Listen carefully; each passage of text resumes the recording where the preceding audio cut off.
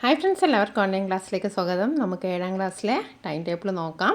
അപ്പോൾ March 5-നാണ് exam ആരംഭിക്കുന്നത്. അപ്പോൾ ആനുവൽ എക്സാമുമായി ബന്ധപ്പെട്ട് ഒരുപാട് വീഡിയോസ് ഈ ഓൺലൈൻ ക്ലാസ് എന്ന ഈ ചാനൽ അപ്ലോഡ് ചെയ്തിട്ടുണ്ട്. അപ്പോൾ നിങ്ങൾ ആനുവൽ എക്സാം ക്ലാസ് 7 എന്ന പ്ലേലിസ്റ്റ് ചെക്ക് ചെയ്താൽ നിങ്ങൾക്ക് ഒരുപാട് ക്വസ്റ്റ്യൻ പേപ്പർ ഡിസ്കഷൻ കാണാം. ഓക്കെ, അപ്പോൾ നമ്മുടെ എക്സാം ആരംഭിക്കുന്നത് മാർച്ച് 5-നാണ്. ഇംഗ്ലീഷാണ് ആദ്യത്തെ എക്സാം.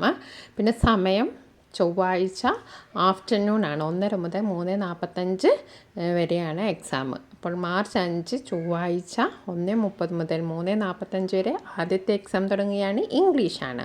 ഇനി രണ്ടാമതായിട്ട് പിന്നെ നമുക്ക് എക്സാം വരുന്നത് മാർച്ച് 7-നാണ്, വ്യാഴാഴ്ച. അതും ഉച്ച സമയത്ത് തന്നെയാണ്. എല്ലാ എക്സാമും ഉച്ച സമയത്ത് തന്നെയാണ്. 1:30 മുതൽ 3:45 വരെയാണ്.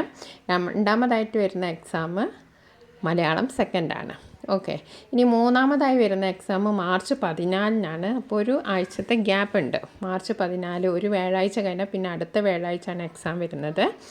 അന്ന് മലയാളം, അറബി, സംസ്കൃതം, തമിഴ്, കന്നഡ, ഉറുദു.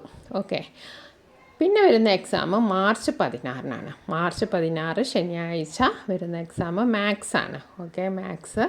പിന്നെ വരുന്നത് മാർച്ച് 19 ചൊവ്വാഴ്ചയാണ്, ബേസിക് സയൻസ് ആണ്.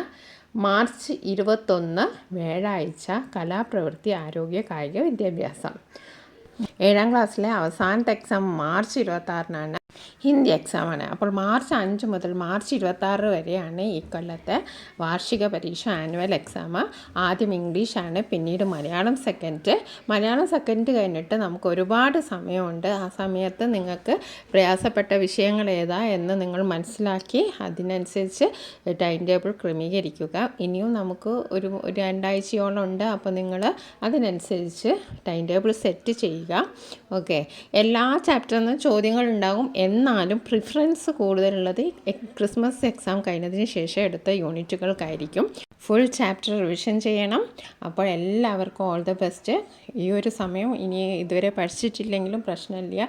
ഇനിയുള്ള സമയങ്ങളൊക്കെ നിങ്ങൾ നല്ലവണ്ണം ഉപയോഗിക്കുക.